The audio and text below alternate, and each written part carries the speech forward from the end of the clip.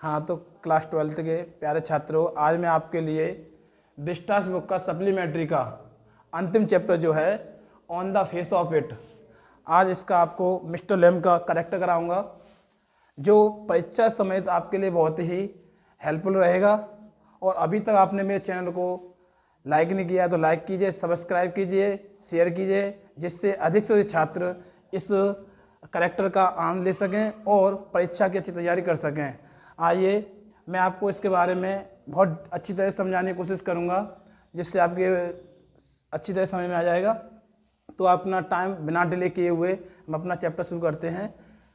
तो देखो यहाँ लिखा हुआ है कि गिव अ करेक्टर, यानी character sketch of mister Lamb. जो मिस्टर लैम है उसमें दो करेक्टर दर्शाए गए हैं, मिस्टर लैम का और डेरी का।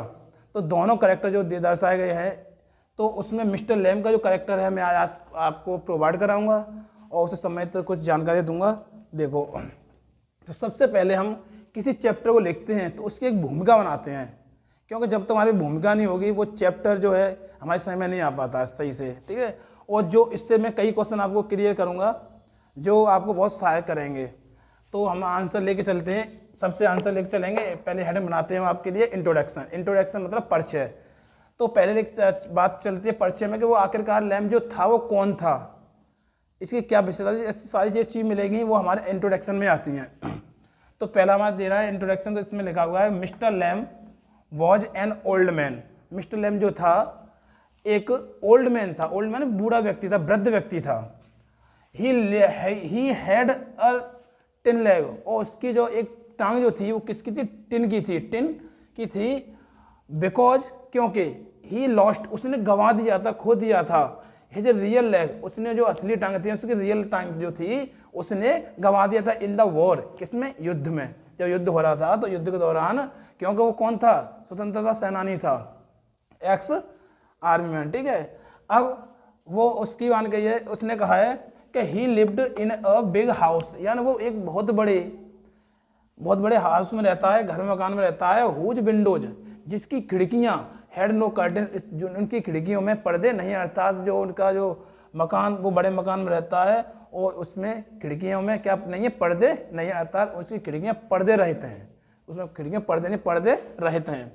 अब हमारे लिए इंट्रोडक्शन तक काफ़ी है, क्योंकि हमें एक व्यक्ति के बारे में बताना होता है तो थोड़ा सा सेल्फ में बताते हैं, संक्षिप्त में नहीं बताते, ठीक है, संक्षिप्त सॉरी। तो एन इम्पोर्टेंट करेक्टर, अब आते करेक्टर के बारे में हम।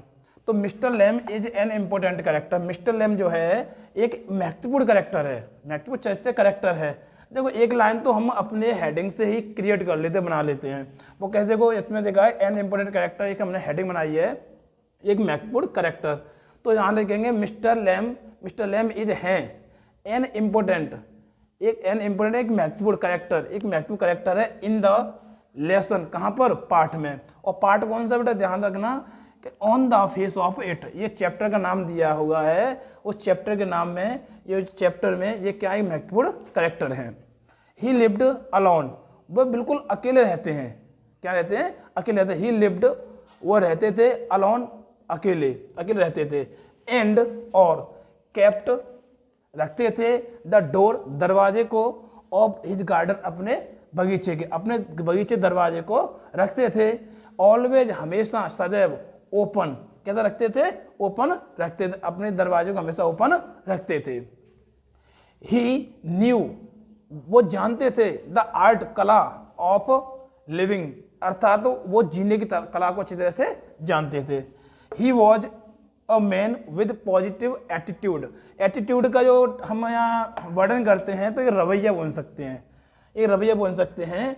तो he was a man with positive attitude, अर्थात तो वो जो चैप्टर में आया है वो इस तरह से आया है, उसका जो विचार है वो सकारात्मक है, सकारात्मक सोच वाला व्यक्ति है। तो ही वॉज ए मैन, वो एक व्यक्ति है, विद, जिसके साथ है, और क्या है? पॉजिटिव एटीट्यूड, उसके साथ क्या है? एक सकारात्मक दृष्टिकोण वाला व्यक्ति है। ही ब्रॉट, वो लाया ए मेजर चेंज, वो एक बहुत बड़ा बदलाव लाया।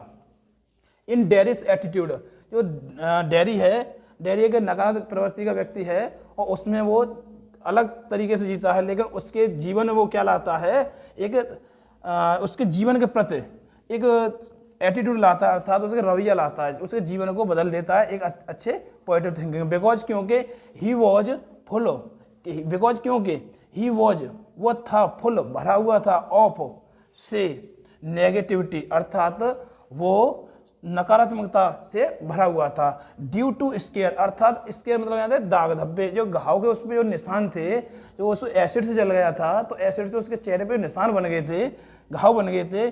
उस ऑन हिज फेस पर उसमें स्पष्ट बोला है कि ऑन हिज फेस, उसके चेहरे पर जो घाव बन गए थे उसके निशान के कारण, घाव के कारण वो नकारात्मकता से भर गया था। अब आगे लेके चलते हम, एक गुड एडवाइजर, अर्थात बोल सकते एक अच्छा सलाहकार। वो एक ऐसा व्यक्ति तो था, एक अच्छा सलाहकार भी था। और क्या सलाहकार कैसे सिद्ध हुआ देखो, तो mister Lamb was a good adviser. Mister Lamb जो था एक अच्छा सलाहकार था, अच्छा सलाहकार था। ही टोल्ड, उसने कहा, डेरी को से कहा कि टू मीट, वो जाकर मिले, वो मिले पीपल, लोगों से मिले, हैप्पीली, खुशपूर्वक, या खुशहाली से, या हैप्पीली बोलते हैं खुशपूर्वक, खुशीपूर्वक, एंड और लर्न, सीख ले, टू बी, रहना या होना, बी मतलब होना है, रहना, और हैप्पी मान खुश, और खुश रहना सीख ले, विद हिमसेल्फ, अपने आप से। यानी वो दृष्टिकोण का मतलब एक बोल रहा था, उसने नेगेटिव बोल रहा था उसमें, तो नेगेटिव दृष्टिकोण का तात्पर्य है, उससे वो बोलना चाहता है कि अब नेगेटिव मत चलो, अपने आप से खुश रहना सीख लो।